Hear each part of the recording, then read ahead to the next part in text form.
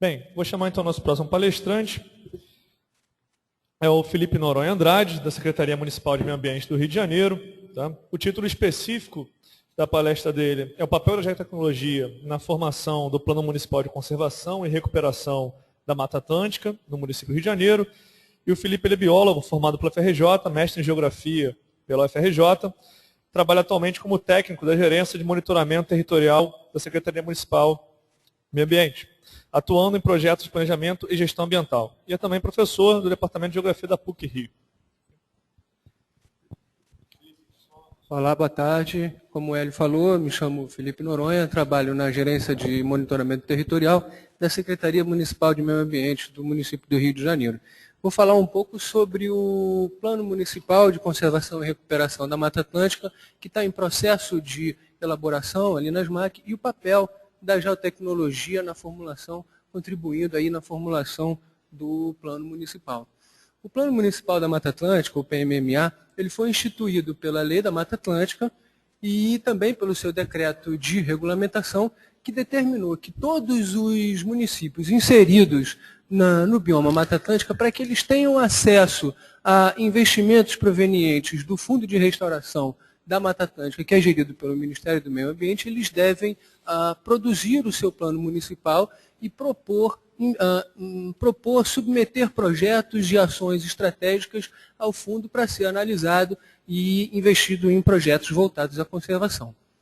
O PMMA ele tem como objetivos gerais, então, indicar estratégias, medidas e ações a serem adotadas para a conservação e recuperação do bioma e também fornecer subsídios técnicos para o planejamento, execução de programas e ações ambientais voltadas à conservação e recuperação da Mata Atlântica e à gestão ambiental do município do Rio de Janeiro. Como eu falei, a SMAC criou um grupo de trabalho que está participando, acompanhando, trabalhando junto com uma empresa de consultoria ambiental que foi contratada para elaborar o Plano Municipal de Meio Ambiente, que está seguindo os procedimentos contemplados no roteiro metodológico para elaboração do PMMA, que foi produzido pelo consórcio Ministério do Meio Ambiente, da Rede de ONGs da Mata Atlântica, o FUNBio, e da instituição financeira alemã KfW. Olhando essa figura, a gente observa que o Plano Municipal ele é um conjunto integrado de projetos e políticas voltadas à conservação da Mata Atlântica e suas áreas protegidas, por exemplo, com a indicação de criação de novas unidades de conservação e também projetos de recuperação de áreas degradadas, como, por exemplo, projetos de reflorestamento em áreas que são, digamos, desprovidas de cobertura vegetal original. Esses projetos eles são pensados tecnicamente e com participação de atores representativos, onde são indicadas ações prioritárias e áreas prioritárias, sempre calcadas umas atividades planejadas e que buscam aí alcançar as suas sustentabilidades em todas as suas dimensões, humanas, ambientais, político-econômicas. E para isso, para a gente pensar nessas atividades sustentáveis, nós deveremos, com base em diagnósticos, considerar o uso e a ocupação do solo, dando especial atenção aos vetores de transformação da paisagem. O PMMA ele é estruturado basicamente em 4 etapas. A etapa 1 trata da organização do processo, onde são elaborados planos de trabalho das tarefas a serem conduzidas na elaboração desse plano, onde são pensadas as atividades de mobilização e de chamada dos atores representativos que trabalham também nessa área de recuperação.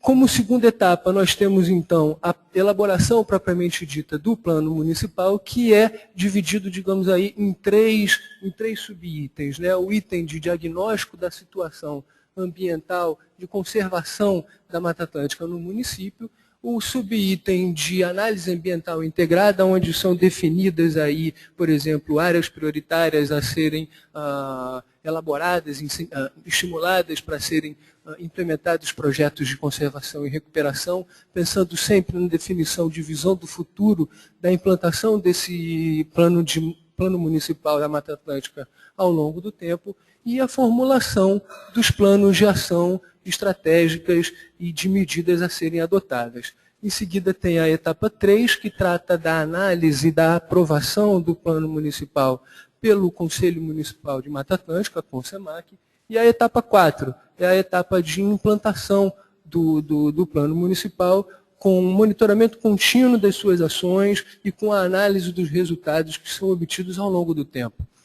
Essa figura ilustra para a gente, então, a estrutura do projeto do plano municipal, e nós, como eu disse que estamos em processo de elaboração desse plano, já terminamos aqui a etapa 1 de organização do plano de trabalho e de mobilização dos atores representativos e estamos finalizando o módulo de diagnóstico da etapa 2, já obtendo alguns resultados do módulo 3 de mapas relativos a áreas prioritárias que foram elaborados a partir de procedimentos de análise ambiental integrada. Como procedimentos metodológicos dessas duas etapas aí onde nós estamos em processo de elaboração, na etapa 1 foi feito um levantamento bibliográfico e cartográfico de todas as bases existentes nos diversos setores da SMAC, da Prefeitura, IPP, GeoRio, SMU, de outros órgãos ambientais como o INEA, Chico Mendes, IBGE, IBAMA, né, e organizações não governamentais que atuam diretamente com projetos de conservação e recuperação da Mata Atlântica aqui no município.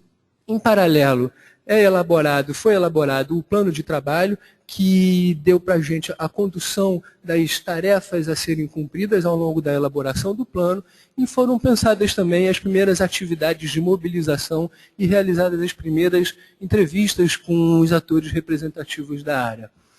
Em relação à etapa 2, que se inicia com o módulo de diagnóstico da situação atual de conservação da Mata Atlântica, é nesse momento que, de fato, as ferramentas e os instrumentos da geotecnologia, de fato, contribuem muito com a elaboração do plano municipal. Foi realizada, então, a caracterização do estado atual de conservação da Mata Atlântica, onde foram estudados os aspectos do meio físico, da socioeconomia e do meio biótico, e a partir daí deu origem, né, a iniciar o módulo de análise ambiental integrada com o cruzamento de alguns dados, bases e mapas temáticos que foram levantados anteriormente, que dará origem, então, que será feita, então, a elaboração da planilha de forças, oportunidades, fraquezas e ameaças, a planilha SWOT, que em conjunto com o diagnóstico, com o cruzamento dessas bases temáticas e com a elaboração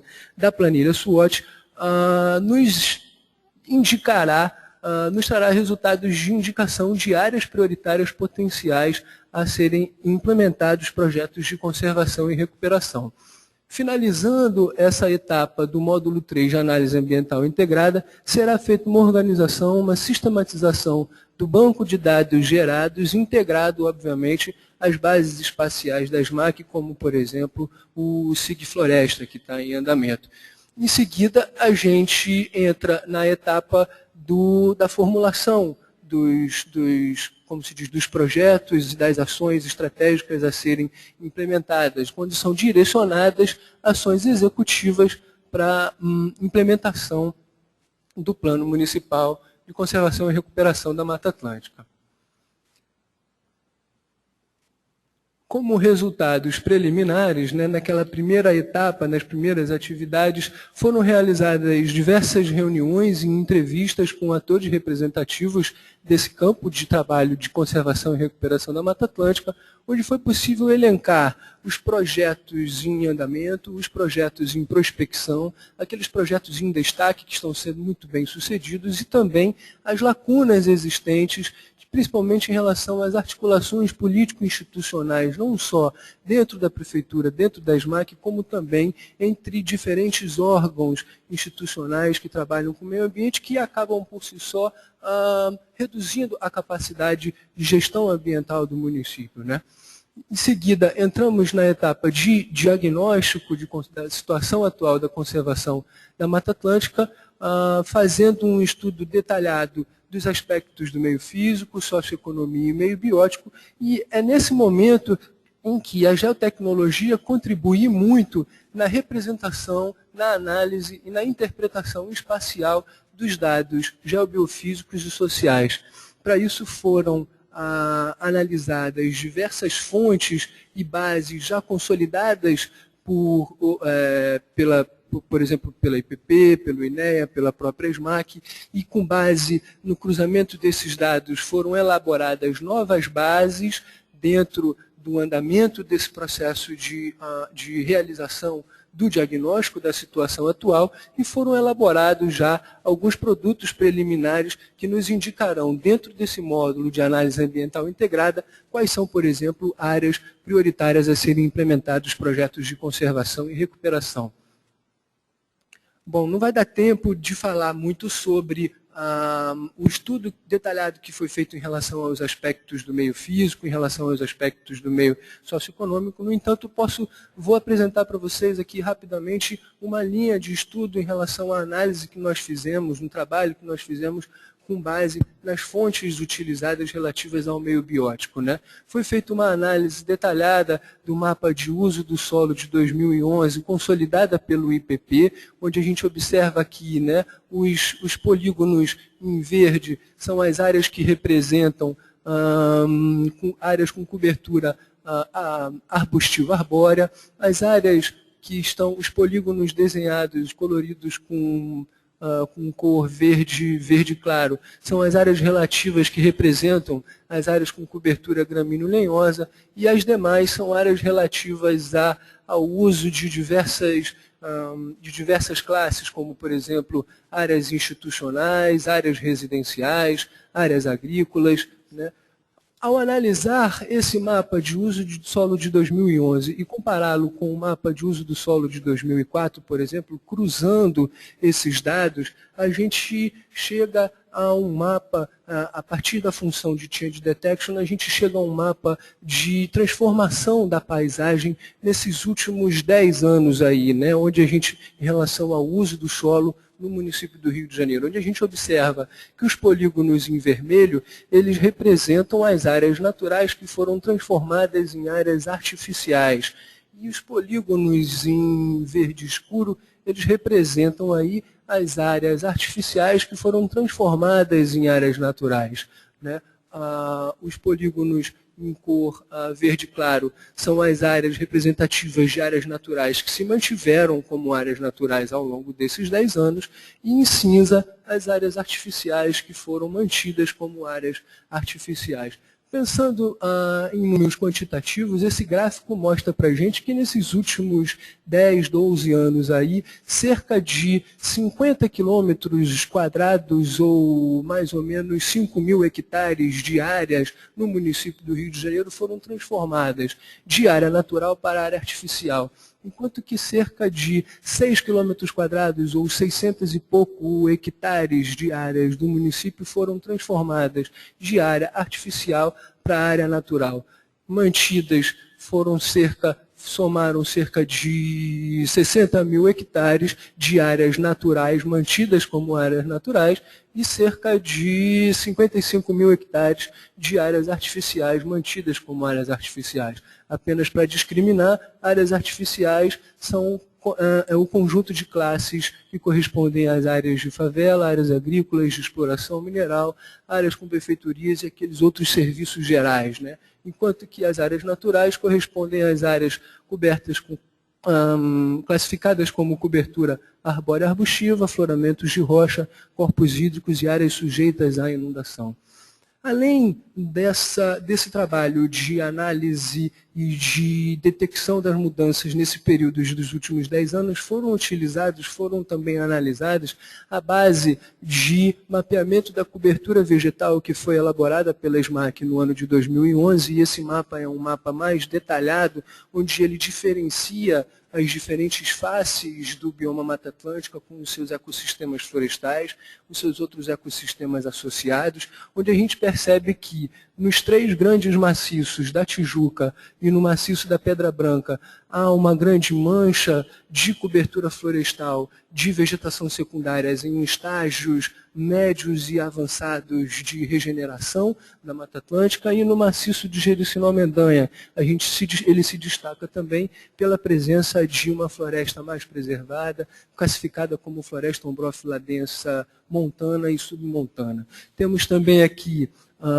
a diferenciação, né, de faces do bioma Mata Atlântica nas áreas de mangue da Reserva Biológica de Guaratiba, as áreas de brejo, de vargem grande, vargem pequena, Jacarepaguá, as áreas de restinga ao longo da costa e as demais áreas que foram consideradas como áreas antropizadas e urbanizadas, né?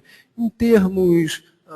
então foram feitas uma análise também detalhada dessa base elaborada pela SMAC, e em termos proporcionais e quantitativos a gente quantificou que cerca de 66% da área do município é coberta por áreas urbanas e antropizadas, enquanto que cerca de 29% do município está coberta com áreas vegetais da Mata Atlântica, seja floresta, mangue, brejo, restinga, e outros 4,8% são correspondentes a outras classes, como cursos d'água, praias, afloramentos e projetos de reflorestamento que já estão em andamento ou que já foram realizados. Sendo assim, a gente vê que cerca de 34% da área do município é coberta com áreas aí vegetadas e áreas naturais. Pensando que o município tem cerca de 122 mil hectares, né, 6 milhões de habitantes, é a capital com uma área urbana ultra consolidada, temos aí 34% ou 35, 36 mil hectares cobertos com área vegetada e área natural, que é um valor realmente significativo, né? Pensando em dados absolutos, essa aí são os valores dos mapeamentos dessas classes em relação a cada uma das áreas de planejamento, né? Onde a gente percebe que a AP5, por exemplo, que é a área que tem a maior extensão em termos de território no município do Rio de Janeiro, ele possui, de fato, uma área coberta com áreas urbanas e antropizadas significativa, né? O mesmo pode ser dito em relação à AP1 e AP3. Então, numa interpretação do cruzamento desses dados, de transformação de change detection dos últimos 10 anos e de uma análise detalhada da cobertura vegetal, a gente começa então a desenhar, a enxergar as áreas que merecem mais atenção para serem implantados projetos de conservação e recuperação. É o que mais ou menos ilustra aí essa figura onde essas manchas laranjas aí representam as áreas consolidadas e as manchas vermelhas são, de fato, os vetores de pressão que estão aí influenciando a conservação, a retenção, como é que se diz? A extensão, a expansão das manchas de floresta de Mata Atlântica nos 3 grandes maciços, Pedra Branca, Tijuca e Jericinó-Mendanha. Enfim, em cima de uma análise do diagnóstico, né, que o diagnóstico foi possível nos mostrar, a gente entra aí no módulo 3 de análise ambiental integrada, onde foram rodados algumas planilhas de ranqueamento de pesos e valoração de indicadores e de variáveis, como, por exemplo, áreas de fragmentos, índices de circularidade, proximidade com unidades de conservação, para que ele nos mostre em mapa qual é a fragilidade desses fragmentos florestais. É o que nos mostra aí esse mapa, onde em verde nós temos aí áreas com fragmentos florestais com baixa fragilidade, em amarelo áreas de fragmentos florestais com média fragilidade e em vermelho com alta fragilidade. Então, a gente já consegue espacializar, de novo, né, as áreas que são mais importantes para serem implementados projetos. Um desdobramento disso daí, né, voltando aí para o plano municipal, esses aí são produtos preliminares que vão compor o plano municipal, que tem seus objetivos de implantarem a médio, curto e longo prazo os projetos de conservação, mas pensando num curto prazo, já em relação como é que se diz, apontamentos de áreas, de fato, áreas prioritárias para serem implantados os projetos de reflorestamento, pois a SMAC tem metas a serem cumpridas nos próximos 2 anos, 2014 e 2015, foram rodadas outras planilhas com diversas variáveis que nos demonstram quais são, de fato, as áreas prioritárias para serem implantados projetos de reflorestamento. Então, o que a gente vê aqui nesse mapa, nos polígonos em verde, são as áreas de reflorestamento que estão em andamento ou que já foram executadas, as áreas em amarelo, em laranja e em azul são as áreas que foram apontadas a partir do cruzamento desses dados, dos diagnósticos e das bases temáticas e de rodar essas planilhas de ranqueamento das variáveis, são as áreas que foram consideradas como prioritárias. Então, a gente tem ali os polígonos em amarelo como áreas de baixa prioridade, os polígonos em laranja como áreas de prioridade mediana e os polígonos em azul como áreas de prioridade máxima para serem executados os projetos de reflorestamento.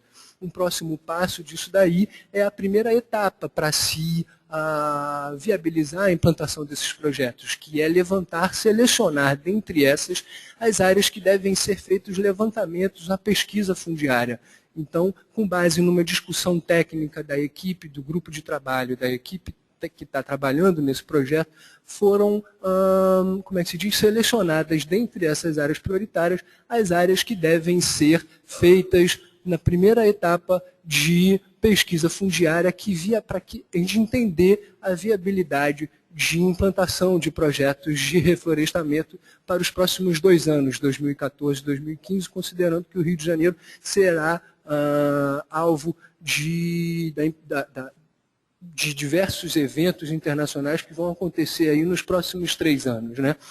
Então, a elaboração do Plano Municipal de Conservação, ele traz uma série de oportunidades para a gente, né? Dentre elas, a apresentação de projetos de reflorestamento em áreas prioritárias com investimentos provenientes do Fundo Nacional de Restauração, né?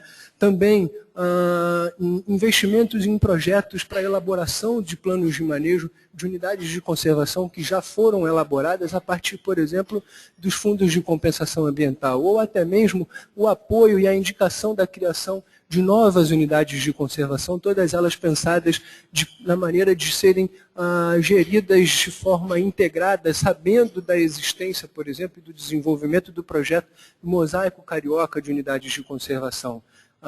Enfim, eu imagino que o Plano Municipal de Conservação e Recuperação da Mata Atlântica, integrado a outros planos, como planos de manejo de unidades de conservação, o planos municipais de gerenciamento de resíduos sólidos, gerenciamento de recursos hídricos, plano municipal de habitação, plano diretor da cidade, sem dúvida vão contribuir para melhorar e muito o planejamento e a gestão ambiental do município.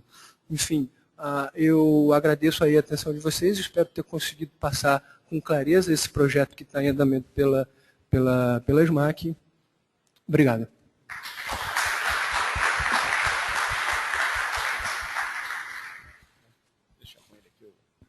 Muito obrigado, Felipe. A gente passa, então, às perguntas. Vamos iniciar pelas presenciais. Temos, Vitor. Temos ali. O nosso outro colega ali. Eu de novo. Marília, tudo bom? Bom, em primeiro lugar, registrar, né, o seu trabalho muito interessante, essa iniciativa muito importante. E não só a construção de um SIG, né, para a bacia, mas a implementação de uma IDE, de uma infraestrutura de dados espaciais. Não é a primeira do Brasil, mas eu creio que no Rio de Janeiro é a primeira. Isso nos faz particularmente satisfeitos, não é? Bom, mas a minha pergunta para você mencionando aqui rapidamente, alguma dificuldade tal que você estava havendo para convencimento na parte de documentação, e aí eu entendi metadados. Seria isso, não é? Na verdade, as dificuldades agora elas estão de todos os lados, assim, porque falou em documentação, falou em padronização, parece Exatamente. Que todo mundo sai correndo, né? Pois é em cima disso que eu queria, assim, só pontuar aqui. Sobre o risco de me repetir, já me repetindo, que eu já falei nisso aqui, né? Essa etapa é crucial, tá? Você vai ter dificuldade com isso, é importante que você trabalhe bastante isso, porque eu entendo que não sei se aí seria a segunda parte da minha pergunta, se vocês já têm algum metadado e se vocês pretendem adotar o nosso padrão de nosso perfil de metadados geoespaciais brasileiros. Então, a gente não tem modelo. Assim, o que eu faço de forma completamente, eu diria até intuitiva, assim, para não dizer que eu não faço nada, até o passado, né? É preencher o próprio metadado padrão do ArcGIS assim mesmo, que é para dizer que tem alguma coisa. Entendi. Então, sempre que eu disponibilizo nada, eu uso isso. Mas agora que a gente está nessa fase de sair dessa base para ir para um banco que envolve, a gente está pensando sim em usar o modelo. Isso aí não tem problema. padrão nacional. Se você fizer uma planilha com essa informação, já é melhor do que nada. É. Depois você pode adequar o modelo, né? Mas a gente está pensando sim a partir desse começo, sim. Não, cara, parabéns. Obrigada.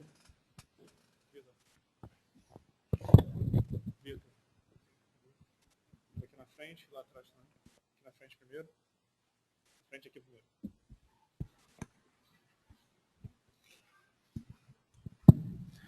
Boa tarde, meu nome é Adriano, do Instituto Pereira Passos, Prefeitura do Rio.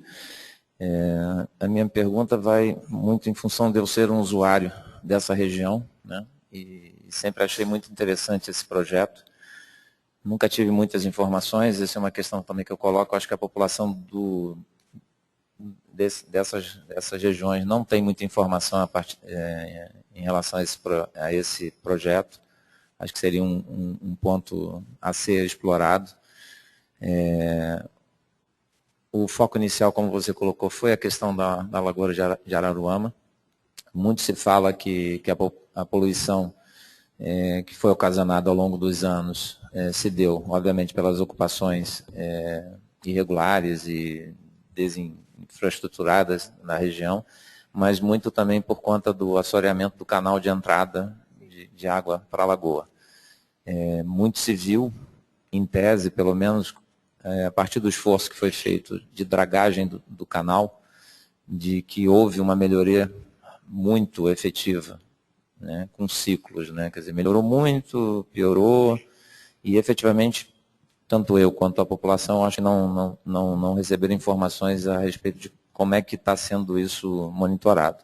Isso seria um aspecto, se vocês têm conseguido, né, detectar pelo menos os impactos da falta de dragagem do canal e a contribuição dos demais efluentes, né, que é sempre importante ter. E a outra questão, numa prefeitura já é difícil montar uma base corporativa, né? A gente no IPP está há anos construindo isso com a ajuda dos parceiros, né, das secretarias, né, das instituições. Quanto mais num consórcio que agrega prefeituras que nem a sua própria base setorial existe, né? É muita decisão tomada em cima do eu quero, eu conheço, né, do que eu vejo, mas eu vejo o que eu quero. Então, assim, como é que está sendo isso, né? E se esse ambiente corporativo, né, pelo que eu entendi, vocês vão disponibilizar para os entes, né, desse consórcio. Eu sei que é difícil, mas se está tendo alguma perspectiva de uma evolução por parte das prefeituras de efetivamente utilizar e municiar de informação. Porque eu tenho certeza que vocês vão construir o ambiente, vocês vão captar informações, mas manter atualizado, infelizmente, depende de cada um deles, senão vocês não conseguem. Como que você chama? Adriano Allen. Adriano. Bem, então, a questão da dragagem, não existe assim um plano, uma coisa assim, digamos, um planejamento disso ser feito sistematicamente. É muito mais, como você mesmo aqui acabou de falar, por uma questão de intuição e das pessoas que estão ali representadas no comitê do consórcio que são realmente ativistas da Lagoa de Araruama. Então, quando a coisa fica crítica, aí faz a dragagem, se consegue o dinheiro no governo do estado, no fundo de compensação ambiental, não sei mais de onde, faz a dragagem. Mas assim, a minha opinião até pessoal é que eu acho que o que falta muito, isso eu acho que é um paradigma da gestão ambiental como um todo, assim, é uma questão de olhar a coisa como um todo, porque a dragagem, gente, eles vão lá, todo mundo aqui, não sei se todo mundo aqui conhece a Lagoa de Araruama, mas ela é uma laguna muito grande, que tem um canal de ligação com o mar. E esse canal ele é totalmente nas duas margens urbanizado. E o território dessa bacia hidrográfica ele é totalmente degradado e está contribuindo ali com com carga sólida, né? Então, não tem um olhar para a problemática como um todo. Se vai lá, se faz a dragagem custa caro, são milhões que se gasta, mas não se pensa de onde está vindo, entendeu? Esse material que está causando esse assoreamento. Então, fica uma coisa meio que todo ano vai lá, faz a dragagem, aí depois no outro ano já está tudo assoreado novamente. Foi feita uma dragagem, acredito que em 2011, e eu acho que está programada uma para ser feita esse ano. E também na Lagoa do Saquarema, lá no Canal da Barra também. Com relação à questão das prefeituras, assim, o compromisso, ele, de palavra, existe. Mas eu, como já trabalho no consórcio há 4 anos, eu já vejo que eu acho que a questão é assim, esse é um trabalho que não tem fim, entendeu? É uma coisa que é para sempre e gradual e contínua. Porque muda governo, muda as pessoas, aí começa de novo. Então, eu acho que, assim, o trabalho ele é por partes. Então, agora, o que a gente está focando é nessa parte mesmo da capacitação. Eu espero que, com isso, surja pelo menos o meu objetivo maior disso, é que as pessoas, pelo menos agora, comecem a pensar nisso, entende? Começar a querer usar. Mas a gente já tem uma proposta segunda, que é a implementação de núcleos de geoprocessamento, com uma padronização, tanto de hardware, software, de programa, para que todos, ao custo baixo, para que todas as secretarias tenham pelo menos um computador, com um programa, para que isso possa estar sendo feito, para a gente poder estar retroalimentando esse sistema. Essa conversa já está sendo feita, a aceitação é grande, mas a gente não está numa fase de implantação para saber como vai funcionar. Mas, e essa questão da manutenção realmente é muito complicada, né? Eu acho que sempre tem que ficar ali. Existe uma ideia de isso tem que ter uma formalização, né? Realmente um instrumento, que seja um termo de cooperação, alguma coisa nesse sentido, o nome da secretaria, quem que vai ficar responsável. E realmente é uma questão de ficar em cima, né? Batendo telefone, tem que atualizar, vamos mandar. E eu acho que é nesse sentido, assim, mas pensando que isso é um trabalho de longo prazo mesmo, assim, sabe? Eu acredito nisso. Mas como é uma coisa que eu penso muito positiva, à medida que as pessoas começam a usar, também vão cada vez mais acreditando naquilo, né? O difícil é você fazer com que a coisa comece. E as bases, elas são inexistentes, né? Se os municípios não têm plano diretor tem PDF, aí eu não sei nem como é que eles fazem, sinceramente. Eu acho que eles devem olhar o mapa e falar, eu conheço, então está no bairro tal, na rua tal, então o empreendimento é tal. Então é uma coisa bem assim mesmo empírica, né? E eu acho que a ferramenta ela veio para tentar dar uma profissionalizada nisso daí, né? É nisso que eu acredito muito. Respondi as perguntas todas? Boa tarde, meu nome é Eduardo Passo, da Global Gel. A pergunta para o Felipe. Qual a resolução dos dados e a escala de mapeamento que vocês estão adotando para o trabalho? E como é que está sendo feita essa classificação desses dados? Se é uma classificação automática, se é uma classificação supervisionada e se tem trabalho de campo envolvido na classificação também? Bom, o mapeamento de cobertura vegetal que foi realizado pela SMAC em 2011 foram utilizadas as imagens de WorldView 2 e foi feita a interpretação das classes, né, diferenciação das classes pelas imagens, interpretação visual e também verificação em verdade terrestre, todos eles na escala de 1 para 10 mil, correto, Vitor?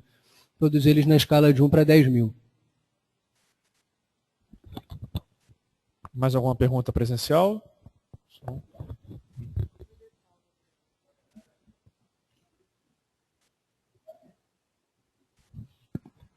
Na verdade, não é propriamente uma pergunta, mas a colocação do Luiz Baiano, do IBGE, como coordenador do Sistema LabGIS, o Sistema LabGIS é absolutamente aderente à INDE, não é? Inclusive participamos do GT de capacitação. Então, naquilo que nos for possível, né, nós faremos de tudo para que este seja o padrão adotado pelo trabalho do comitê. Então, era só um esclarecimento. Obrigado. Fica à vontade. Com relação à questão que você falou, eu lembrei que agora, da disponibilização de informação sobre os projetos, existe um site do consórcio, você pode digitar no Google lá, consórcio lá São João, que tem lá todos os projetos, estudos, tem tudo lá nesse site, para todo mundo que quiser, na verdade, conhecer mais um pouco o trabalho.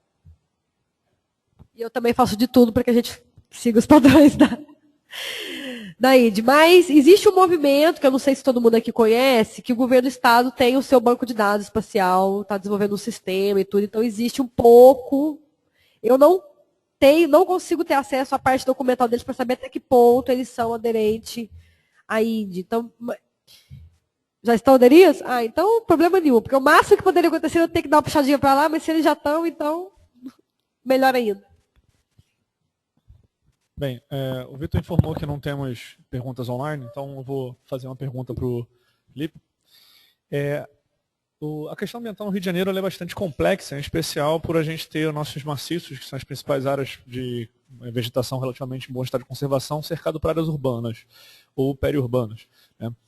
E aí, o que eu queria, pelo que você me passou, é um trabalho que ainda está em etapa de desenvolvimento, né, ainda não está, de fato, ainda implementado, não está ainda interagindo diretamente com a gestão, por estar ainda em processo de andamento, mas eu queria mais você um panorama de que maneira você acha que ele vai conseguir interferir nas políticas realmente de gestão pública, sendo que no Rio de Janeiro a gente tem algumas certas incoerências, né, com relação à política pública na área ambiental, como, por exemplo, a gente não contemplar as rurais, né, falar que o município é inteiro urbano, isso gera alguns certos problemas, porque a gente tem áreas. As próprias unidades de conservação são consideradas áreas rurais, né, pela legislação. Nós temos áreas agrárias, meio de atividades agropecuárias, principalmente na zona oeste do município. Nós temos agora três grandes parques, né, porque o Mendanha está para ser implementado como um parque estadual, e nós teremos o problema da sobreposição das zonas de amortecimentos a áreas urbanas que estão em expansão, né, porque pela legislação do SNUC a zona de amortecimento não pode ser transformada em área urbana, a não ser que já seja consolidada, mas nós temos áreas em expansão. Outro ponto que eu observei também no mapeamento é que a maioria das áreas que foram apontadas como áreas prioritárias para a atuação de reflorestamento, elas estavam relacionadas a áreas de ocupação urbana ou próxima, de ocupação urbana ou irregular ou recente, né, ou comunidades carentes, enfim. E enquanto a gente tem alguns outros problemas relacionados a outros atores no município, como, por exemplo, condomínios de classe média alta, especialmente na Zona Oeste, em desrespeito à área de APP. A gente tem a atuação de algumas empresas de extração de minérios, que tem principalmente no entorno ali da Pedra Branca. A gente tem mais de duas ou três, sendo que uma há pouco tempo acabou de renovar a sua licença, apesar de estar a menos de 3 quilômetros de unidade de proteção integral, né? E aí, acredito que tudo isso vai ter que ser contemplado, né, no planejamento para a gente ter uma recuperação adequada, além da questão de estabelecimentos mosaicos, de corredores ecológicos. Tudo isso tem que ser contemplado e isso forma um quadro bastante complexo, né?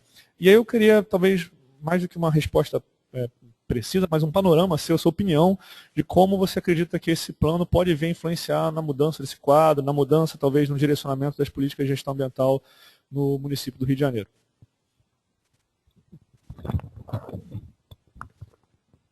Bom, Hélio, esse aí é o grande desafio, né? Você na sua fala fez um panorama da complexidade de todos os conflitos que a gente tem aqui no município do Rio de Janeiro, que é um município que é quase que inteiramente uma APP. Nós temos 3 grandes maciços com declividades altas, circundados por áreas de depósitos quaternários, sedimentares quaternários, e que foram, de certa forma, desordenadamente ocupados e planejados ao longo aí de não sei quantas centenas de anos. Pensar no plano municipal de conservação e recuperação da Mata Atlântica, da implantação bem-sucedida dele, é de muito difícil tarefa, mas você apontando pontos específicos e atividades, como é que se diz, estratégicas a serem executadas pontualmente nas áreas que são classificadas como de maior fragilidade, por exemplo, é o primeiro passo, né? De fato, há uma grande dificuldade em se fazer a integração do Plano Municipal de Conservação da Mata Atlântica com outros planos municipais, como planos de habitação, como plano de gerenciamento de recursos hídricos, como o próprio plano diretor da cidade, mas assim como a mobilização dos grandes atores, dos diversos atores que têm diversas naturezas na participação desse plano. Mas pensando praticamente, a SMAC e a Coordenadoria de Recuperação Ambiental, a Coordenadoria de Proteção Ambiental, que trata das unidades de conservação, e a Coordenadoria de Monitoramento Ambiental estão se esforçando muito e trabalhando junto para, de fato, implementar as atividades que serão propostas nesse Plano Municipal de Conservação e Recuperação da Mata Atlântica e alcançar as metas que foram definidas no Plano Estratégico de Planejamento para o triênio aí de 2013 e 2016. Então, isso aí é um esforço, mas sem dúvida nenhuma, Hélio, as questões levantadas por você são de fato muito complexas e estamos aí nos esforçando para tentar responder essas questões que também são nossas lá na Secretaria Municipal de Meio Ambiente. Bem, eu agradeço então aos dois palestrantes, muito obrigado pela participação. Fica à vontade. O plano, depois de concluído, ele vira lei, não vira? O plano, depois de concluído, vira decreto, assinado. Tem o poder de realmente... Não tem?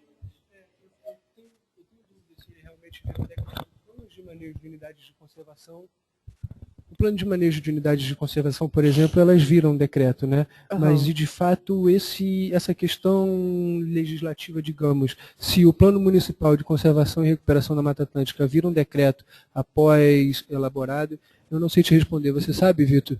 O brasiliano Vitor Fico é o gerente da gerência de monitoramento territorial no qual eu integro. O plano tem que ser aprovado pela legislação federal, a Lei de Mata Atlântica, tem que ser aprovado pelo Conselho Municipal de Meio Ambiente. No Rio de Janeiro possui um Conselho Municipal de Meio Ambiente, que é o CONSEMAC. Ele, inclusive, foi o demandante inicial do processo da formulação. E, após aprovado do Conselho Municipal de Meio Ambiente, ele tem caráter, enfim, de política pública. Ele pode, eventualmente, ser aprovado através de um decreto ou enviado à sanção da Câmara de Vereadores. Acredito que não há necessidade disso. O próprio prefeito tem condições de aprová-lo também, sancioná-lo e encaminhar como proposta legislativa, através da própria Poder Executivo, ficar como um decreto municipal. Ou então, como resolução ou deliberação do CONSEMAC. Ele tem força de lei, tem força enfim, de um decreto. Política de uso do solo mesmo, né? Isso, ele tem força pelo ser um plano aprovado pelo Conselho Municipal de Meio Ambiente. E aí o próprio Conselho é que fiscaliza, digamos assim. Não, ele tem o plano está pronto para ser, digamos, implementado. Uhum. Então, os órgãos da sociedade civil envolvida nos projetos ali elencados têm que executá-los a partir daí, né? Todos os projetos envolvidos no monitoramento, na conservação, na recuperação dessas áreas, seja na implantação de novos reflorestamentos, na criação de unidades de conservação, na formação de subplanos, ou integração dos planos existentes, isso caberá aos órgãos municipais, estaduais, federais, envolvidos na gestão florestal, e também a sociedade civil que está participando efetivamente do Conselho Municipal e da aprovação do plano.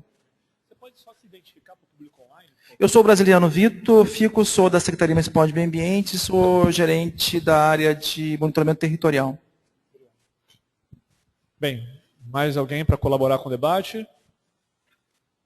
Não? Então, agora, de fato, realmente eu agradeço aos nossos dois palestrantes. Muito obrigado pela participação.